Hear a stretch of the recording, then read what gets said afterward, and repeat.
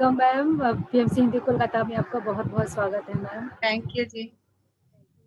कोटि वंदर मैम। बहुत आज का इंटेंस ध्यान हुआ है, बहुत डीप ध्यान है। आज तो आंख ही नहीं खुल रही थी, जबरदस्ती उठना पड़ा। यस मैम, बिल्कुल आंख नहीं खुल रही थी। बहुत अच्छा लग रहा था, बहुत अच्छा लग रहा था। और आज का जो विषय है इतना सुंदर है, अंतराल। आज ये इस अंतराल को हम जानेंगे और इसमें जैसी मैडम के द्वारा ये जो उनके गोल्डन वर्ड्स है, सुनहरे शब्द हमें आज मिलेंगे। Yes ma'am. तो सभी का बहुत बहुत स्वागत है और थैंक यू वेरी मच कि आप मुझे बार बार मौका देते हो और नए नए मुझे भी नई नई चीजें समझ में आती हैं और नई नई इंसाइट्स आती हैं। सो मैं पहले आपसे जानना चाहती हूँ कि अंतराल शब्द सुनकर आपको क्या लगा कि क्या है ये? मतलब मुझे लगा कि ब्रेक के बाद या कुछ गैप होता है किसी चीज के बाद, जो बीच का गैप है, बीच हाँ, का जो गैप के बाद जो हमने ब्रेक लिया फिर शुरुआत कर रहे हैं। यस। मुझे ऐसा कुछ लगा अंतराल, मतलब हाँ, मिलते हैं ब्रेक के बाद। हाँ यस वही कुछ ब्रेक के बाद जो ये वही है, मिलते हैं ब्रेक के बाद। और कोई? जैसे एंड्रेस करें। शोभना जी, आप बोलना चाहेंगे? एंड्रेस करें। यस, आपका अनम्यूट किया है, अनम्यूट किया आपका। अंतराल मतलब आपने जैसे अभी बोला, अंतराल मतलब मन के अंदर, कितना अंदर जा सकते हैं मन के अंदर, अंतराल में जाना है, मन के अंदर जाना है। थैंक यू जी, थैंक यू। और कोई?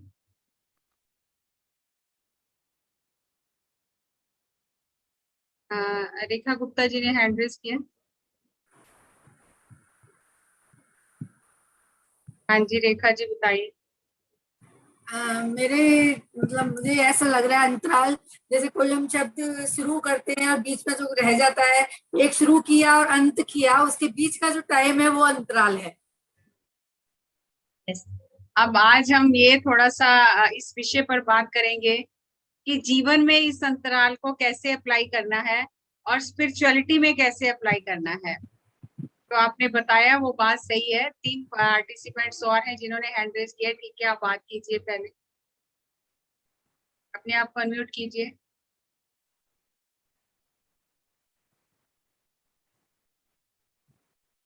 चंद्रा जी।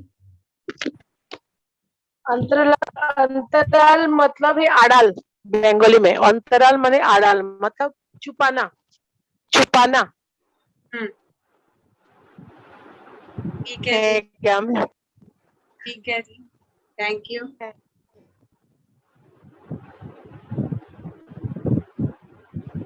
शोभना जी, आपका हो गया? यस मैम, हो गया।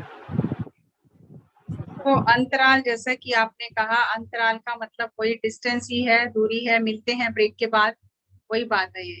फिर मिलते हैं ब्रेक के बाद। तो ये ब्रेक कितना जरूरी है? अगर गाड़ी में ब्रेक ना हो तो कहाँ पहुंचेंगे? तो ब्रेक होना बहुत जरूरी है। और ये स्पीड ब्रेकर इसीलिए बनाए जाते हैं कि हम अगर बहुत स्पीड से जा रहे हैं तो फिर थोड़ा सा हम अपने कंट्रोल में आ जाएं। तो जब जो वैज्ञानिक हैं, उन्होंने जब जब हम धरती से चांद को देखते हैं तो चांद कितना सुंदर लगता है ना। और उसके ऊपर इतने कवियों ने इतने कविताएं, इतने रूपक, इतना साहित्य बना है। किसी की सुंदरता की प्रशंसा करनी हो तो हम कहते हैं चांद सा मुखड़ा है ना। तो जब धरती से अंतराल का चांद, मीनिंग बोल रहा है ब्रेक के बाद, माने रुक रुक के। जब धरती से चांद को देखते हैं, चांद बहुत सुंदर लगता है। और इतने जब भीतर ना तान क्वेश्चन। रेखा जी, कोई म्यूट नहीं है। एक बार सबको म्यूट कर दीजिए। और जब वैज्ञानिकों ने चांद से जाकर धरती को देखा तो धरती एक ब्लू कलर के, नीले रंग के बॉल की तरह ब्रह्मांड में लटक रही थी और इतनी सुंदर नजर आ रही थी, इतनी सुंदर नजर आ रही थी। तो उन्हें धरती की सुंदरता का पता चला। धरती पर रहकर नहीं पता चला, लेकिन जब चांद से धरती को देखा तो धरती इतनी सुंदर थी। और धरती को ब्लू प्लैनेट कहा गया है, ब्यूटी ऑफ ब्लू प्लैनेट। ये ब्लू कलर का प्लैनेट है, इसको ब्लू प्लैनेट कहा जाता है। तो इसकी सुंदरता देखते ही बनती थी पूरे ब्रह्मांड में। ये जो ग्रह है, धरती ग्रह अपना, बहुत ही सुंदर ग्रह है। लेकिन ये पता कब चला? जब चांद से देखा। और ऐसे ही जब हम धरती से चांद को देखते हैं तब लगता है वाह, चांद कितना सुंदर है ना? कितने रूप बदलता है, कितने रंग बदलता है, और हर रूप में, हर रंग में सुंदर ही नजर आता है। लेकिन जब वहां जाके वैज्ञानिकों ने देखा तो वहां ऐसी सुंदरता जैसी कोई चीज ही नहीं है। वहां तो ना कोई जीवन है, ना पानी है, ना कोई वहां रह सकता है, बस एक बंजर भूमि की तरह है, कुछ भी नहीं है वहां पर। लेकिन जब धरती से देखते हैं तो चांद जैसा कोई सुंदर नजर नहीं आता। इतना चांद की सुंदरता इतना आकर्षित करती है। तो ये जो डिस्टेंस है, ये जो अंतराल है, ये चीजों को सुंदर बना देता है। जो हमें जो पास में रहने से वो सुंदरता नजर नहीं आती है, लेकिन जब थोड़ी दूरी से चीजों को देखते हैं तो वो चीजों में, उन्हीं चीजों में सुंदरता नजर आती है जो हमें बहुत बेकार साधारण सी लगती हैं, वही चीजें बहुत सुंदर हो जाती हैं। ऐसा ही एक एग्जाम्पल है, जब आप एयरक्राफ्ट में होते हैं और जैसे ही लैंडिंग का टाइम आता है और आपको ऊपर से शहर दिखाई देता है, फ्लावर्स दिखाई देते हैं, रोशनी दिखाई देती है, तो कितना सुंदर लगता है, इतना सुंदर व्यू लगता है, वो अपना ही शहर कितना सुंदर लगने लगता है। और ऐसे ही जब वो जो नीचे लोग हैं, जो उस ट्रैफिक जैम में फंसे हुए हैं, उनको कैसा लगता है? जो फंसे हुए हैं उनको कोई सुंदरता नजर आती है? उसमें कोई सुंदरता नजर नहीं आती। लेकिन जो ऊपर से देख रहा है उसे वो भी सुंदर नजर आता है, उसमें भी सुंदरता नजर आती है। ऐसे ही जब वैज्ञानिकों ने ऊपर जाके धरती को देखा चांद से, तो उन्हें ये वो भूल ही गए कि ये मैं अमेरिका से हूँ, मैं इंडिया से हूँ, मैं कहाँ से हूँ। तब उनके मुंह से जो वाक्य निकला, उन्होंने अपनी जीवनी में लिखा है, मेरी धरती। वो सभी जो डिफरेंस थे, सभी जो सीमाएं थी, वो खत्म हो गई। मेरी धरती इतनी सुंदर है। ऐसे ही जब हम हवाई जहाज में बैठे होते हैं और हम बादलों को देखते हैं, पहाड़ों को देखते हैं, या शहर को देखते हैं, जब किसी शहर के ऊपर से जाता है तो हमें वो शहर कितना सुंदर नजर आता है। लेकिन अगर हम उस ट्रैफिक जैम में फंसे हों, जो ऊपर से तो सुंदर नजर आ रहा है, तो नीचे हमारी क्या हालत होती है, जब बिल्कुल 1 इंच भी चल नहीं रहा होता ट्रैफिक। क्योंकि क्या फर्क है, उसी चीज में सुंदरता नजर आ रही है, उसी चीज में सुंदरता नजर नहीं आ रही। तो किस चीज का फर्क है? डिस्टेंस का फर्क है, देखने का नजरिया फर्क है, देखने का एंगल अलग हो गया, कोण अलग हो गया। और जैसे ही एंगल अलग हुआ तो चीजों की जो गुणवत्ता, जो उनकी सुंदरता थी, वो अलग हो गई। अब जैसे जो ये अंतर है, ये जो अंतराल है, ये बदलते, एंगल बदलते ही, अंतराल बदलते ही चीजें बदल जाती हैं। जैसे कहते हैं ना, दृष्टि बदलते ही सृष्टि बदल जाती है। हम कहते हैं ना, दृष्टिकोण ठीक होना चाहिए। एक तो दृष्टि है, एक उसका कोण है, दो शब्द हैं ये। दृष्टिकोण मतलब जिस जगह से आप देख रहे हो, आप सही जगह से देखो, तब आपको सही चीजें नजर आएंगी। अगर कोई 45 डिग्री के एंगल से देख रहा है तो उसे थोड़ा ही दिखाई देगा, लेकिन अगर कोई 90 डिग्री के एंगल से देख रहा है तो उसे थोड़ा ज्यादा दिखाई देगा। अगर कोई 180 डिग्री के एंगल से देख रहा है तो उसे और ज्यादा दिखाई देगा। लेकिन अगर कोई 360 डिग्री एंगल से देख रहा है तो उसे पूरा कंप्लीट व्यू दिखाई देगा, पूरा दिखाई देगा। थोड़ा यहाँ, थोड़ा वहां, थोड़ा वहां से नहीं दिखाई देगा। और वो जो उसे कंप्लीट व्यू दिखाई देगा, तब उसे सही पता चलेगा कि अब इस स्थिति में इस मुझे क्या करना है, क्योंकि वो पूरी पिक्चर देख रहा है। जैसे अभी हम ध्यान करते हैं और हम अपने जीवन का उद्देश्य जानते हैं, और जब हमें जीवन का उद्देश्य पता चल जाता है कि इस जन्म परंपरा में, इस आत्मा की यात्रा में जो हम धरती पर जन्म लेकर आए हैं, हम क्या करने आए हैं, और ब्रह्मांड के इस जो तंत्र है, इसमें हमारी क्या भूमिका है, जब हम बिगर पिक्चर देखते हैं तो हमारा काम करने का, सेवा करने का, देखने का नजरिया बदल जाता है। तो जैसे ही हमारी दृष्टि बदलती है, वैसे ही सृष्टि बदल जाती है। लेकिन वो दृष्टि बदली कैसे? क्योंकि देखने का जो एंगल था वो चेंज हो गया, एक अंतर आ गया, एक डिस्टेंस में क्रिएट हुआ, और हमें ये पता चला कि यहाँ से जब हम देखते हैं तो अलग तरह से चीजें दिखाई देती हैं। जैसे मैं यहाँ से आप लोगों को देख रही हूँ तो मुझे अलग व्यू नजर आ रहा है, लेकिन आप उधर से मुझे देख रहे हो तो आपको अलग व्यू नजर आ रहा है। आप भी ठीक हो, मैं भी ठीक हूँ, लेकिन हम इस बात पर बहस नहीं कर सकते कि जो मुझे दिख रहा है वही ठीक है, क्योंकि आप एक अलग एंगल से देख रहे हो, मैं एक अलग एंगल से देख रही हूँ।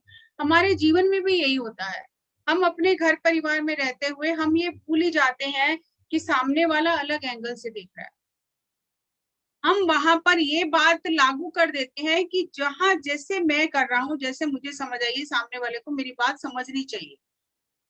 लेकिन हम ये भूल जाते हैं कि उसका देखने का नजरिया, उसका देखने का एंगल अलग है, इसलिए वो हमारी बात को समझ नहीं पा रहा है।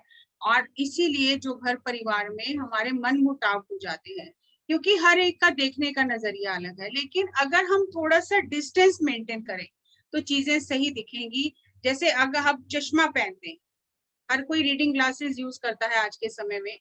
अगर हम रीडिंग ग्लासेस यूज करते हैं, हमारे जो रीडिंग ग्लासेस हैं, अगर हम कोई बुक लें, जैसे मैंने ये बुक ली है, अब मुझे रीडिंग ग्लासेस लगाकर ये बुक पढ़नी है, तो मुझे एक पर्टिकुलर एंगल पे बुक को रखना पड़ेगा। मैं बुक को ऐसे करके नहीं पढ़ सकती हूँ। अगर मैं ऐसे कर लूंगी तो कुछ भी पढ़ा नहीं जाएगा, ठीक है। अगर मैं बुक को बहुत दूर कर लेती हूँ तो भी कुछ नहीं पढ़ा जाएगा। तो मुझे एक निश्चित एंगल पे उस किताब को, उस पुस्तक को रखना होगा ताकि मुझे वो सही से नजर आए। वो डिस्टेंस मुझे मेंटेन करना होगा कि मेरे जो ग्लासेस हैं दूर के हैं कि पास के हैं, और मुझे क्या चाहिए। अगर मैं दूर के ग्लासेस से पास का देख रही हूँ तो नहीं नजर आएगा, और अगर मैं पास के ग्लासेस से दूर देख रही हूँ तो वो गड़बड़ नजर आएगा। जैसे आप देखते हो ना, जब हम नया नया चश्मा बनाते हैं तो चलने में बहुत दिक्कत आती है, समय एडजस्ट नहीं होता, वो पाँव ऊपर नीचे हो जाता है, वो समझ नहीं आता है कि कैसे इसको एडजस्ट करना है। लेकिन 2-3 दिन जब उसको लगाए रखते हैं, डॉक्टर क्या कहते हैं, लगाए रखो सेट हो जाएगा। 2-3 दिन बाद उसी चश्मे में हमें पता चलता है दूर देखना है तो कहाँ से देखना है, पास देखना है तो कहाँ से देखना है। दूर देखना है तो ऊपर वाली साइड से देखना है, अगर कुछ पढ़ना है तो नीचे वाले साइड से पढ़ना है। तो हमारी वो ऑटोमेटिकली प्रोग्रामिंग हो जाती है और हम उससे करना शुरू कर देते हैं। तो हम एक डिस्टेंस मेंटेन कर लेते हैं, हमें समझ में आ जाती है कि कैसे कहाँ से क्या देखना है। और ऐसे ही अगर हम, जब कोई हमारे फैमिली में कोई किसी के साथ में कोई दिक्कत होती है, जैसे कोई बच्चा है, अगर उसके मार्क्स कम आए, उसको सीट नहीं मिली, वो फेल हो गया, या रिलेशनशिप इशू हो गया, कोई भी दिक्कत हुई, उस समय हम भूल जाते हैं कि थोड़ा सा डिस्टेंस मेंटेन करना है। वो वही बात हो जाती है कि हम ऊपर से देखते हैं एयरक्राफ्ट से तो शहर सुंदर नजर आता है, लेकिन जब हम नीचे जाम में फंसे होते हैं, ट्रैफिक जैम में, तो हमें कोई सुंदरता नजर नहीं आती। ऐसे ही जब हम अपनी भावनाओं के जैम में फंस जाते हैं, क्योंकि अब हम उस सिचुएशन में फंसे हुए हैं, उस भावनाओं के जाम में फंसे हुए हैं, अब हमें कुछ भी साफ नजर नहीं आ रहा, क्योंकि वो हमारे अंदर उन्होंने हलचल पैदा कर दी है। और उस समय हम जो भी डिसीजन लेंगे वो गलत हो जाएगा। जैसे कहते हैं कि जो आंधी जब आती है ना, तो क्या करते हैं हम, जब आंधी आती है, बहुत तेज आंधी तूफान आता है, तो हम क्या करते हैं,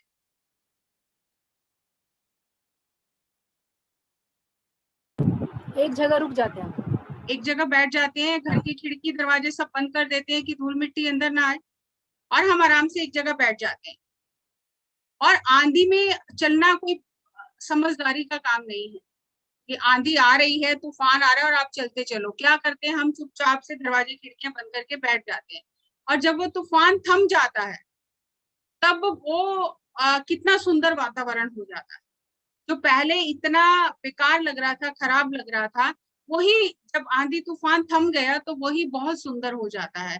इसी तरह से ये जो भावनाओं की हमारे अंदर, इस संसार में रहते हुए, मनुष्य जीवन जीते हुए, जब भावनाओं की आंधी हमारे अंदर चलती है, सब कुछ हिल जाता है, उस समय हम जो भी डिसीजन लेंगे वो गड़बड़ हो जाएगा। तो हमें एक अंतराल, एक डिस्टेंस, एक पॉज बटन दबाना है कि थोड़ा रुक जाए। अभी आंधी आई है, थोड़ा बैठ जाए, थोड़ा रुक जाए, थोड़ा एंगल चेंज करके देखें कि क्या जो मैं समझ रही हूँ, क्या जो मुझे लग रहा है वही है कि कहीं और से कुछ और नजर आ रहा है। हमारे साथ क्या होता है, हमें अपना ही दृष्टिकोण सही नजर आता है और उसी के हिसाब से हम फैसले करने शुरू कर देते हैं, और फिर हम ये समझते ही नहीं है कि दूसरे के मन में, उसके अंदर क्या चल रहा है। और इसीलिए हमारे घर परिवार में इतने रिलेशनशिप इशू हो जाते हैं, क्योंकि हम वो डिस्टेंस मेंटेन करना भूल जाते हैं।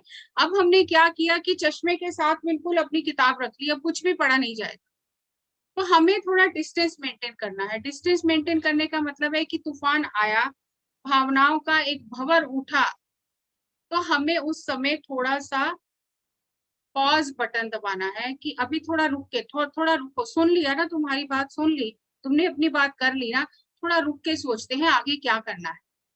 और जब हम थोड़ा रुकेंगे, थोड़ा पॉज देंगे, तो अपने आप हमारा जो ये आंधी जब थमेगी, हमारे अंदर की हलचल जब शांत होगी, तो अपने आप हम चीजों को अलग तरह से देखना शुरू करेंगे। यहाँ पर मैं सडनली याद आ गया, अपना एक एक्सपीरियंस आपसे शेयर करना चाहूंगी कि कैसे होती हैं ये चीजें। ऐसा नहीं है कि मैं आपको कहीं कहीं ये किसी बुक में आपको कुछ नहीं मिलेगा, ये तो मुझे जो आया मैंने वो बना दिया, और उसका एक्सपीरियंस भी अभी याद आया, जब लिख रही थी तब याद नहीं था। कैसे हम भावनाओं के भंवर में फंस जाते हैं और हमारे फैसले गलत हो जाते हैं।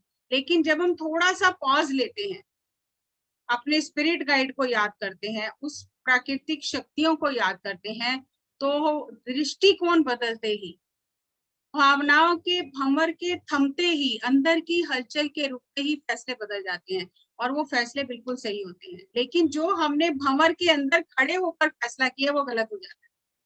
तो मैं 2013 में ऋषिकेश में प्रोग्राम था और पत्री जी वहां आए हुए थे, इंटरनेशनल योगा फेस्टिवल में जा रही थी, और मैं जैसे मेट्रो में बैठी, अभी एक स्टेशन भी नहीं पार किया था, मेरे साथ 2-3 और मास्टर थे, एक स्टेशन भी पार नहीं किया था, तो मेरे जो साथ में मास्टर चल रहे थे, उनको किसी ने फोन किया, उनको किया फोन, और उन्होंने कहा कि जो मैडम मेडिटेशन सिखाती है ना हमारे इधर घर के पास, उनके फादर बहुत ज्यादा सीरियस हैं और उनको हॉस्पिटल लेकर गए गाड़ी में बिठा के, तो मैडम को बता दो। अब उन्होंने एक बार सोचा मुझे बताएं कि ना बताएं, लेकिन फिर उन्होंने कहा इतनी बड़ी बात है, बतानी तो चाहिए। तो उन्होंने मुझे कहा कि मेरे पार्टनर का फोन आया है और उसने कहा है कि आपके फादर बहुत सीरियस हैं और उनको गाड़ी में डालकर हॉस्पिटल ले गए हैं, अब आप देखो आपको क्या करना है। तो मेरे अंदर इतनी हलचल हुई, इतना अंदर मतलब भावनाओं का जो भंवर उठता है ना, धड़कन तेज हो गई, पसीने छूटने लगे, अब क्या हो जाएगा, अब क्या होगा, अब क्योंकि बीमार तो रहते ही थे, अब पता नहीं क्या होगा, बॉडी वेकेट करेंगे, क्या करेंगे, बहुत सारा कचर पचर सब चला मेरे अंदर, अंदर पूरा मेरा हिल गया और धड़कन बहुत तेज हो गई। और मैंने उनको कहा कि ऐसा है, मैं नेक्स्ट स्टेशन पे उतर जाती हूँ, क्योंकि घर तो जाना चाहिए, अब इतनी बड़ी बात सुनी है तो घर तो जाना चाहिए, तो मैं नेक्स्ट स्टेशन पे उतर जाती हूँ, आप लोग चले जाओ। इतना बोलने की देर थी, तभी मेरे अंदर से विचार आया, ठीक है मैं घर चली जाऊंगी, पापा की तबीयत खराब है, सब चीज ठीक है, लेकिन ये मेरे अंदर इतनी घबराहट और धड़कन क्यों उठ रही है? जो होना है वो तो होना है, लेकिन ये घबराहट और धड़कन, ये इतना, ये सब अंदर क्या चल रहा है, ये इतनी हलचल क्यों हो रही है? तो उसी समय मैंने खुली आंखों से एकदम से मैं स्टिल होके बैठ गई और मैंने अपने ब्रेथ को ऑब्जर्व करना शुरू किया कि जो होना है वो होना है, मुझे पता है, मैंने उस चीज को एक्सेप्ट कर लिया, लेकिन ये इतनी अंदर हलचल की क्या बात है? और जैसे ही मैंने अपने ब्रेथ को ऑब्जर्व किया, शायद कुछ ही 5-7 ब्रेथ ऑब्जर्व किए होंगे, मेरा अंदर एकदम से शांत हो गया, शांत हो गया। अभी वो स्टेशन नहीं आया, अगर आप दिल्ली का मेट्रो देखो तो शायद 2 मिनट में या 1 मिनट में स्टेशन आ जाता है, अभी वो 2 मिनट पूरे नहीं हुए, स्टेशन आया नहीं, 2 मिनट में आता है एक स्टेशन, अभी वो स्टेशन नहीं आया। तभी मेरे अंदर से आवाज आई कि जो होना है वो होना है, मैं जाकर तो बचा नहीं सकती ना, और ये फोन किसका आया है? अगर इतना सीरियस मैटर होता तो मेरे घर से फोन आता, मेरा ब्रदर मुझे फोन करता, मेरी मदर मुझे फोन करती, लेकिन उन्होंने तो फोन नहीं किया। अब ये फोन किसका आया? तो मैंने उनकी तरफ अपना मुंह करके उनसे पूछा कि फोन किसका आया? उन्होंने कहा मेरे पार्टनर का फोन आया। तो मैंने मन में सोचा कि इतना अगर सीरियस मैटर होता तो मेरा ब्रदर मुझे फोन करता कि वापिस आ जा, और मैं अभी तो घर से ही निकली हूँ, और मम्मी मुझे फोन कर देती कि भी तू वापिस आ जा, पापा बहुत सीरियस है, तो घर से तो फोन आया नहीं है। और अगर मैं इस स्टेशन पर उतर कर वापिस चली जाती हूँ तो मैं ट्रेन नहीं पकड़ सकती, और घर जाके मुझे ये पता चलेगा अगर कि पापा बिल्कुल ठीक है तो मेरा तो ट्रिप ही कैंसिल हो जाएगा, क्योंकि अभी तो पूरा सब गड़बड़ हो जाएगा, ना इतनी जल्दी टिकट मिलेगी, ना फिर मैं भाग के टिकट वो स्टेशन पे दूसरे दिन जाऊं, आधा प्रोग्राम निकल जाएगा, तो ये सब अपसेट हो जाएगा। तो मैंने उनको बोला मैं नहीं जाऊं, तो वो मेरा चेहरा देखने लग गए। मैंने उनको बोला मैं नहीं उतर रही हूँ, मैं नहीं जाऊंगी, अगर इतना अर्जेंट होता तो मेरे घर से फोन आ जाता, और फिर अभी तो मैं स्टेशन पर पहुंची नहीं हूँ ना, और अगर मेरे घर से फोन आ जाता है तो मैं रेलवे स्टेशन से भी तो वापस आ सकती हूँ। तो मैं देखती हूँ, वेट एंड वॉच में देखती हूँ कि मुझे क्या करना है। अगर उतना अर्जेंट होगा तो मेरे घर से फोन आएगा, लेकिन अगर मेरे घर से फोन नहीं आएगा तो मैं जाऊंगी आगे, पीछे नहीं जाऊंगी। तो मैं अपना आराम से ब्रेथ को ऑब्जर्व करती रही, मेडिटेशन करती रही, और मेरा वो बिल्कुल जो अंदर जो इतनी हलचल, घबराहट, जो पसीने छूट रहे थे, वो बिल्कुल शांत हो गया। मैं चली गई, मैं ट्रेन में बैठ गई, और मैंने भी घर में फोन करके नहीं पूछा कि क्या हुआ। मैंने बोला वेट एंड वॉच, जो होगा वो होगा, मैं अपनी तरफ से कुछ भी नहीं करूंगी। वेट एंड वॉच करके मैं चली गई। और जब मैं मेरठ क्रॉस कर लिया तब मम्मी का फोन आया। एक बार तो लगा नहीं, कुछ भी नॉर्मल रहना है, बिल्कुल घबराहट नहीं होनी है। मम्मी का फोन है, हाँ मम्मी क्या बात है, कह रहे कहाँ पहुंची। मैंने कहा मेरठ पहुंची। कह रहे बस सब ठीक ठाक है, ये पूछने के लिए फोन किया था कि ट्रेन मिल गई, ठीक ठाक पहुंच गई ना। मैंने कहा हाँ। बस इतनी बात हुई, और उन्होंने कोई बात ही नहीं की, कोई बात ही नहीं की। और मैं देहरादून चली गई, मैंने वो पूरा ट्रिप एंजॉय किया, सब करके मैं घर वापस। वहां पर जब हम सर से मिले तो जो मेरे साथ मास्टर थे, उन्होंने पत्री सर को बोला कि एक मास्टर कैसा होना चाहिए, हमें अब इस ट्रिप में पता चला। एक मास्टर को कितना कैसा होता है एक मास्टर, हमने देखा। तो उन्होंने सारी बात पत्री सर को बताई कि सर ऐसा ऐसा हुआ था, और मैडम वापस नहीं गई। तो पत्री सर ने बोला कि शी इज अ मास्टर, तो क्लैप्स कराया। मैंने बोला सर ये आधी स्टोरी है, ये स्टोरी आधी है, वो आधा पार्ट मेरे अंदर है। जब मैंने सुना कि पापा को हॉस्पिटल लेके जा रहे हैं, वो सीरियस है, तो मेरे अंदर इतनी हलचल हुई, इतनी हलचल हुई कि मेरा सांसें उखड़ गई मेरी खुद की। फिर मैंने सोचा इतनी हलचल की क्या बात है, तो मैंने अपने ब्रेथ को ऑब्जर्व किया। मेरी जब सांसें शांत हुई, मेरा अंदर जब शांत हुआ, सडनली मुझे लगा मुझे नहीं जाना चाहिए, और मैंने सोच लिया मैं नहीं जाऊंगी। तो पत्री सर ने फिर मुझे बताया, जब आपने अपने आप को शांत किया, ब्रेथ को ऑब्जर्व किया, तब जब आपने वो जो फैसला किया कि मैं वापस नहीं जाऊंगी, वो आपके लोअर माइंड का फैसला नहीं था, वो आपके हायर सेल्फ का फैसला था। आपके हायर सेल्फ ने आपको गाइड किया कि जाने की जरूरत नहीं है। तो इस तरह से अगर हम वो अंतराल लेते हैं, वो डिस्टेंस एक मिलते हैं ब्रेक के बाद, जब हम वो अपने ही इमोशंस को ये कहते हैं ठीक है अभी ब्रेक के बाद मिलते हैं, तो वो चीजें बदल जाती हैं, दृष्टि बदल जाती है, सृष्टि बदल जाती है, हर चीज बदल जाती है। और ये इतना मुश्किल नहीं है, बस अवेयरनेस की बात है कि उस समय हमें याद आ जाए कि ब्रेक लेना है।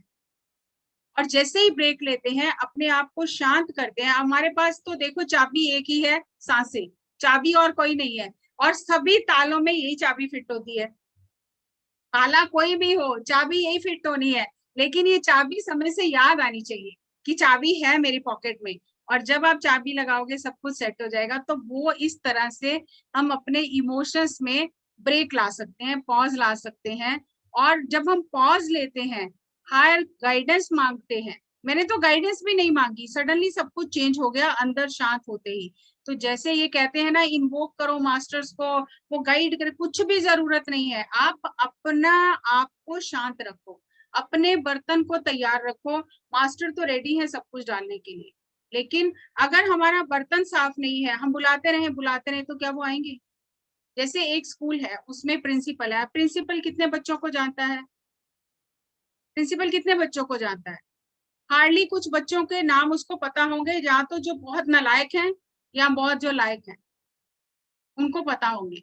लेकिन अगर कोई नालायक बच्चा बहुत मेहनत करता है और वो टॉप कर जाता है, जो कि अनएक्सपेक्टेड है, या कोई और बच्चा मेहनत करता है, वो स्कूल में टॉप कर जाता है, तो क्या वो बच्चा जाके प्रिंसिपल को कहेगा कि देखो मैंने ये करके दिखाया, कि प्रिंसिपल ढूंढते हुआ आएगा कि कौन बच्चा है किसने टॉप किया? बताइए, कौन ढूंढता हुआ आएगा? प्रिंसिपल ही ढूंढते हुए आएंगे। प्रिंसिपल ढूंढता हुआ आएगा कि ये कौन बच्चा है जिसने टॉप किया है। और जब हम मेहनत करते हैं, तो इस तरह मास्टर भी हमें ढूंढते हुए आते हैं कि कौन बच्चा है जो मेहनत करके आगे बढ़ रहा है, तो उसकी हम हेल्प करें। तो हमें इसीलिए पत्री जी कहते हैं, चीजों को जितना सरल रखेंगे ना, उतना तेजी से आगे बढ़ेंगे। और जितना हम चीजों को जटिल करते जाएंगे, उतना हम अपने रास्ते में ही पत्थर डालते जाएंगे। तो हम ध्यान कर रहे हैं, हम बहुत सारा ज्ञान ले रहे हैं, लेकिन हमें ये देखना है कि ये जो ज्ञान हम ले रहे हैं, इसमें हमें क्या तो अप्लाई करना है। अप्लाई नहीं करेंगे तो सप्लाई दूसरों को करते रहेंगे तो वो काम आने वाला नहीं है। हमें पहले खुद पे अप्लाई करना है, फिर दूसरों को सप्लाई करना है। तो हम अगर अप्लाई किए बिना सप्लाई करेंगे तो उसका कोई वैल्यू नहीं है। तो अंतराल ये इतना जरूरी है और हम सब इस पर काम कर सकते हैं, ले सकते हैं। कोई इतना कठिन काम नहीं है ये अंतराल लेने से चीजें बदल जाती हैं। और एक संत फिलोसफर हुए हैं गुरजीएफ, शायद आपने नाम सुना होगा। ये जब 9-10 साल के थे तो इनके दादाजी का देहांत होने वाला था और उन्होंने देखा ये तो अभी छोटा बच्चा है, इसने अभी दुनिया भी नहीं देखी है, कैसे ये सरवाइव करेगा। तो उन्होंने कहा कि तू मुझे एक वचन दे, बच्चे को कहा तो मुझे एक वचन दे कि तुझे जो भी हो, गुस्सा आए, किसी के ऊपर में मारने का मन करे, नफरत आए, ईर्ष्या आए, जो भी तेरे मन में भावना उठे, प्यार भी आए, तो तूने 24 घंटे रिएक्ट नहीं करना, जवाब नहीं देना 24 घंटे से पहले। 24 घंटे तूने उसके ऊपर मनन करना है कि क्या मैं सही हूँ या सामने वाला सही है। जो उसने मुझे कहा, मान लो उसने मुझे बेवकूफ कहा, तो क्या मैं बेवकूफ हूँ? पहले 24 घंटे उस बात पर मनन करना, और अगर तुझे लगे कि हाँ मैं बेवकूफ हूँ तो सुधार करना, और अगर तुझे लगे कि वो सामने वाले ने गलत कहा है तब जाके उसको जवाब दे के आना कि आपने गलत कहा है, मैं बेवकूफ नहीं हूँ। तो तुम्हें जो भी बात करनी है 24 घंटे के बाद तुम्हें प्रतिक्रिया करनी है। अब ये बच्चा था और इसने दे दिया, वचन दे दिया, और दादा जो थे वो एक्सपायर हो गए। और पूरे जिंदगी में यही प्रिंसिपल अप्लाई किया और कहता है कि ये जो प्रिंसिपल था, पॉज, वेट एंड वॉच, मिलते हैं ब्रेक के बाद, इसने पूरा जीवन बदल दिया। और इससे इतनी सारी चीजें सॉल्व हो गई जो वैसे नहीं हो सकती। तो जब भी इनको कोई कुछ ऐसी सिचुएशन आती थी तो ये 24 घंटे उस पर चिंतन करते थे, और 24 घंटे के बाद जाकर उस व्यक्ति को कहते थे तुमने कहा है ये सही है या गलत है। 24 घंटे बाद जाकर उसको जवाब देते थे, और इस पॉज ने, इस अंतराल ने उनका पूरा जीवन बदल दिया। और हम सब इस पॉज बटन को दबा सकते हैं, क्योंकि जब हमारे अंदर कोई बात बोलता है और हमारे अंदर वो इमोशनल ट्रिगर होता है, दुख सुख जो भी हम महसूस करते हैं, मान अपमान महसूस करते हैं, उस समय हम एक आंधी में से गुजर रहे हैं, भावनाओं की आंधी से गुजर रहे हैं। उस समय हमें अपने आप को बंद कर लेना है, सांसों के साथ रहना है, किसी से बात नहीं करनी है, चाहे अंदर कितनी भी हलचल चल रही है, चुपचाप से बैठें और चिंतन मनन करना शुरू करें। क्या मैंने कुछ गलत तो नहीं कहा? क्या मैं तो गलत नहीं हूँ? क्या सामने वाले ने जो कहा है वाकई में ऐसा मैं सोच रहा था? जब हम उस पर पॉज लेके चिंतन करना शुरू करेंगे और फिर ब्रेथ को ऑब्जर्व करें कि हमें नहीं समझ आ रही है, नहीं समझ आ रहा क्या करना चाहिए, ये बहुत हलचल होगी, पता नहीं चल रहा, पॉज भी ले लिया, तो हमें अपने ब्रेथ को ऑब्जर्व करना है, अपने ब्रेथ से गाइडेंस लेनी है कि अब इस सिचुएशन में क्या करना चाहिए। और जब हम ऑब्जर्व करेंगे अपने ब्रेथ को, तब हमें वो अपने आप अंदर से आंसर आएगा कि हमें रिस्पॉन्ड करना है या रिएक्ट करना है। रिएक्शन तो चला ही गया क्योंकि हमने रिएक्ट तो किया ही नहीं, तो तब हमें पता चलेगा रिस्पॉन्ड करना है कि नहीं करना है, इस बात का जवाब देना है कि चुप रहना है, देना है तो क्या जवाब देना है। तो ये जो पॉज है ये लाइफ में बहुत ज्यादा जरूरी है, और जब जब हम इस पॉज को अप्लाई करेंगे वो ऑटोमेटिकली हमारी एक रूटीन बन जाएगी। और ये जो ध्यान है ये एक ऐसा टूल है जो हमें वो पॉज लेने में मदद करता है, और ये हमारा देखने का नजरिया, एंगल बदल देता है, ताकि हम पूरा एक विस्तृत दृष्टिकोण से एक विशाल, एक योजना का हिस्सा जो है उसको, विशाल योजना को देख सकें। मेडिटेशन ऐसा नहीं है कि आप चीजों को दूर धकेल दो या उनसे बचने का प्रयास करो। मेडिटेशन है कि उन चीजों को एक डिफरेंट पोजीशन से देखो, डिफरेंट एंगल से देखो, और उनके साथ में आपका क्या रिलेशन है डिफरेंट एंगल से जब आप देखोगे तो ऑटोमेटिकली आपकी समझ बूझ बढ़ेगी और आपका फैसला जो है वो बिल्कुल सही रहेगा। Meditation is neither shutting things out nor off, it is seeing things clearly and deliberately positioning. जानबूझकर हम पोजीशन चेंज करते हैं अपनी, yourself differently in relationship to them, कि इस परिस्थिति में मैं अपनी पोजीशन चेंज करके देखता हूँ कि अब कैसा दिखाई दे रहा है। तो ये ऐसा है जैसे हम थोड़ा सा अपनी परिस्थिति से ऊपर उठ गए और जैसे हम एक एरियल व्यू देख रहे हैं, हम एयरक्राफ्ट से देख रहे हैं कि नीचे की चीजें कैसी नजर आ रही हैं, तो मेडिटेशन हमें वो पॉज देता है, मेडिटेशन हमें वो समय देता है, मेडिटेशन हमें वो अंतराल देता है कि हम चीजों को अलग तरह से देखें। और जैसे ही हम चीजों को अलग तरह से देखना शुरू करते हैं तो सब चीजें बदलने लग जाती हैं और हम जो फैसला करते हैं वो सही करते हैं। जिस तरह से हमें इस अंतराल को, इस पॉज को जीवन में अपनाना है, दिन प्रतिदिन के हमारे व्यवहार में, अपने रिश्तों में अपनाना है, ठीक उसी तरह से हमें आध्यात्मिक जीवन में भी इस अंतराल को अपनाना है। अभी मुझे मैसेज आ गया, मुझे ये करना है, ये करना है, ये करना है, और मैं फटाफट से सब कुछ इकट्ठा करके चल पड़ी, नहीं। ये मैसेज आया है, किस लिए आया है, इसको करने से क्या होगा, कितने लोगों का कल्याण होगा। कहीं ये मैसेज मेरी ईगो को बूस्ट तो नहीं कर रहा है कि मैं सामने पिक्चर में आ गई कि देखो मैं इतना बड़ा प्रोजेक्ट हैंडल कर रही हूँ। ये मैसेज से क्या होगा, इसके ऊपर अमल करने से क्या होगा। कहीं ये मेरा ही ईगो का कोई प्रतिरूप तो नहीं है, कहीं इससे मेरी ईगो तो स्ट्रेंथन नहीं हो रही है, या मैं अपने आप को दूसरों को सबको इन्वॉल्व करके ये जो प्रोजेक्ट में कर रहा हूँ इससे क्या लाभ मिल रहा है। तो जब मैं थोड़ा अंतराल लेके सोचूंगी तो अपने आप मुझे समझ आएगी। कई बार ऐसे मैसेजेस आ जाते हैं जो हमारी परीक्षा होती है और हम जल्दबाजी में जब उसके ऊपर अमल कर देते हैं और बीच में जाके फिर हमें पता नहीं चलता क्या करना है।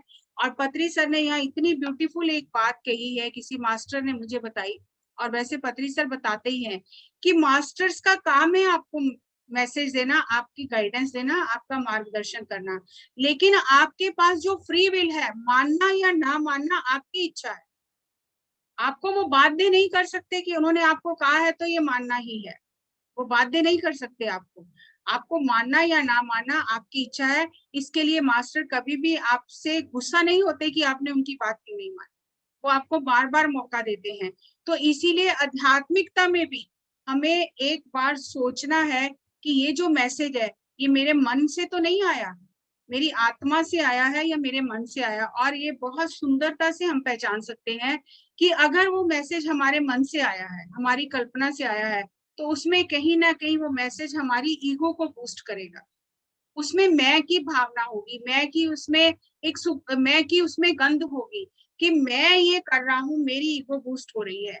तो जब हम पॉज लेकर सोचेंगे तो फिर हमें पता चलेगा इस मैसेज के ऊपर हमें कुछ भी नहीं करना, ये हमारी परीक्षा है। और अगर सही में वो मैसेज होगा तो हमें तो पता चलेगा उसमें सबके कल्याण की बात होगी, सबके मंगल की बात होगी, सबके भले की बात होगी। और ऐसा नहीं है कि ये जो फ्री विल हमें दी है उस परम सत्ता ने, ये इतनी प्रभावी है कि हम चाहे तो हम उस बात को मान सकते हैं, हम चाहे तो हम उस बात को ना माने तो भी मास्टर हम पर गुस्सा नहीं करते हैं। तो ये हमारी फ्री विल होती है। हमें कई बार ऐसा लगता है कि मेरा दिल नहीं मान रहा ये करने के लिए, ऐसा मैसेज तो आया है लेकिन मुझे अंदर से नहीं लग रहा, मेरा मन नहीं मान रहा, इसका मतलब वो कहीं ना कहीं चीजें थोड़ी सेटल करने वाली है। तो हमें आध्यात्मिकता में भी पॉज लेना है। जैसे मान लो कि मैसेज आया कि मुझे ओम सोहम का जाप करना चाहिए या मुझे ओम नमो शिवाय करना चाहिए, ये मुझे मैसेज आ गया। अब ये मैसेज कहाँ से आया मुझे नहीं पता, किसने मैसेज दिया मुझे नहीं पता, लेकिन अगर मैं थोड़ा, और मैंने शुरू कर दिया और मैं खुद पढ़ी, लेकिन अगर मैं थोड़ा पॉज लेती हूँ कि अभी जो लिविंग गुरु है, जो लिविंग मास्टर है, वो कह रहा है सांसों के साथ हो, लेकिन ये जो मैसेज आ रहा है ये मुझे ये बताया जा रहा है कि आप जाप करो, तो क्या सही है। जब थोड़ा सा उस पर चिंतन मनन करेंगे तो हमें पता चलेगा ये तो हमारी परीक्षा थी, हमें सांसों के साथ ही रहना था। वो तो मास्टर हमारी परीक्षा लेने आए थे कि हमने सत्य को कितना समझा है। तो ऐसी बहुत सारी चीजें होती हैं आध्यात्मिकता में भी जहाँ हमारे लिए पॉज लेना जरूरी होता है, और वो पॉज से बहुत सारी चीजें क्लियर हो जाती हैं। और इसलिए मिलते हैं ब्रेक के बाद, ये बार बार याद कराया जाता है एड्स में भी कि मिलते हैं ब्रेक के बाद। थोड़ा ब्रेक लेकर जब हम चीजों को देखेंगे तो उन चीजों में हमें और ज्यादा स्पष्टता और क्लैरिटी मिलेगी और हमारे जीवन में बहुत चेंज आएगा। सो जो भी मुझे समझ में आया मैंने आप लोगों से शेयर किया, और मैं इस चीज का प्रैक्टिस करती हूँ। प्रैक्टिस कैसे करती हूँ वो भी मैं आपसे शेयर कर दूं कि मुझे ना हर काम करने की बहुत जल्दबाजी होती थी। मतलब एक मेरा बाय डिफॉल्ट नेचर है कि मुझे कोई आइडिया आया, मेरे मन में आया ये करना है, बस मैं सब छोड़ छाड़ के कूद जाती थी। जब तक वो काम पूरा ना हो जाए मुझे तसल्ली नहीं होती थी। जल्दबाजी, हर चीज में जल्दबाजी, सोचती नहीं थी कि ये करने से क्या होगा। तो अभी मेरे जब मुझे ये अपने अंदर की ये कमी पता चली कि मुझे इसके ऊपर काम करना है, हर चीज में इमीडिएटली रिएक्ट करना जरूरी नहीं होता है, तो मैंने पॉज लेना शुरू किया। और मैंने पॉज कैसे लिया कि मेरे मोबाइल में नोटिफिकेशन आया कि मैसेज आया है, कोई आता है, सबको नोटिफिकेशन आता है, तो इमीडिएटली हम क्या करते हैं, फोन उठा लेते हैं, देखते हैं, बेकार सा मैसेज होता है, कुछ भी नहीं होता, और फिर हम फोन रख देते हैं। और दिन में कितनी बार ऐसा होता है। तो मैंने उसको वहां से प्रैक्टिस करना शुरू किया कि I will take a pause, I will not see, क्या हो जाएगा, दुनिया तो बदल नहीं जाएगी ना एक मैसेज में नहीं पढ़ूंगी तो मैंने वो पॉज लेना शुरू किया कि मैं दिन में सिर्फ 3 बार मोबाइल देखूंगी, मैं इससे ज्यादा देखूंगी नहीं। I will take a pause, क्या हो जाएगा। मैं अपने नेचर को बदलना चाहती हूँ, मैं पॉज लेना चाहती हूँ। इसी तरह से मैंने बीच में ये बना लिया नियम, अभी तो नहीं, खैर जब मैंने ये शुरू किया, अपनी हैबिट पे काम करना शुरू किया, तो मैं 10 बजे से पहले फोन नहीं उठाती। रात को 10 बजे से लेके सुबह 10 बजे तक जो भी हो जाए मैंने फोन नहीं उठाना। क्या होता है, कुछ भी नहीं होता। और अगर कोई बहुत अर्जेंट कॉल होगा, मान लो कि जो मुझे मैसेज देना जरूरी है कहीं से आएगा, तो मेरे ब्रदर के मोबाइल पे आ जाएगा, मैं नहीं उठा रही हूँ तो बंदा दूसरे मोबाइल पे करेगा, या मेरे मदर के मोबाइल पे आ जाएगा, तो मैसेज तो मुझे मिल ही जाएगा ना। लेकिन ऐसा कभी भी नहीं हुआ कि इतना अर्जेंट कोई कॉल आया हो कि मैंने मिस किया हो। सिर्फ आदत होती है हर चीज में जल्दबाजी करना। और ऐसे ही वो मैंने ये पॉज मैंने मोबाइल से लेना शुरू किया कि मैं इमीडिएटली रिएक्ट नहीं करूंगी। और फिर धीरे धीरे मैंने बहुत सारी चीजों को देखा कि जैसे कोई किसी ने बात की या कोई बात सुनी तो मैं इमीडिएटली रिएक्ट करती थी। जैसे घर में भी कोई बात हो गई तो इमीडिएटली मैं जस्टिफिकेशन देने के लिए रिएक्ट करती थी कि नहीं ये गलत है, मैं सही हूँ। तो फिर मैंने वहां भी पॉज लेना शुरू किया और मैंने अपने आप को ये कमांड देना शुरू किया, wait and watch, wait and watch. और थोड़ी देर में पता चलेगा तुम गलत थी, और तुमने जो बोल दिया मुंह से फिर वो वापस नहीं आ सकता। तो वेट एंड वॉच। और 99% मैं ही गलत होती थी, लेकिन वो आदत थी ना जल्दबाजी में जवाब देने की, तो इसलिए रिलेशन बिगड़ जाते थे। तो मैंने उन चीजों में भी पॉज लेना शुरू किया कि कुछ हुआ, मान लो हो गया, किसी ने मुझे कुछ कह दिया, कुछ गड़बड़ हो गया, सब कुछ हो गया, उसने मुझे बातें सुना दी, ठीक है, इट्स ओके। मैंने उसको 4-5 घंटे तक वेट किया